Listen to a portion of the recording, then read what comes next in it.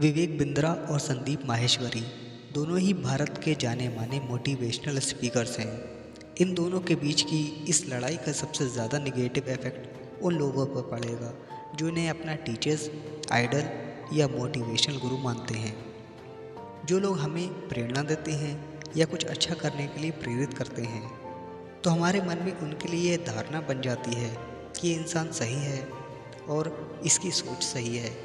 उनकी बातों से हम उन पर भरोसा करने लगते हैं और उन्हें फॉलो करते हैं।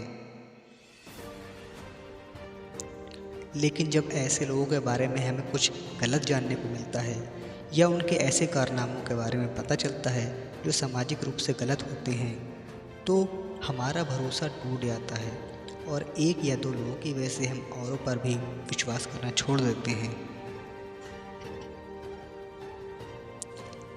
विवेक बिंद्रा और संदीप माहेश्वरी की इस लड़ाई में सबसे ज़्यादा नुकसान उन लोगों का है जो इन पर भरोसा करते हैं।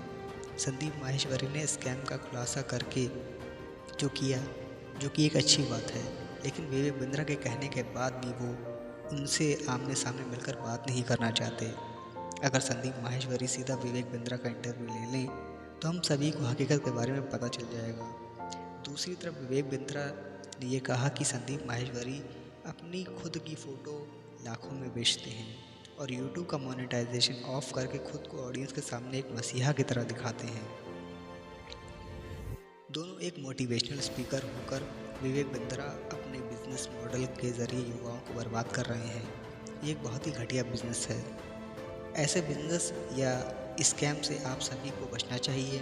वहीं दूसरी तरफ अगर संदीप माहेश्वरी सामने आकर विवेक बिंद्रा से लाइव इंटरव्यू नहीं करते तो ये भी एक संदेह का विषय है।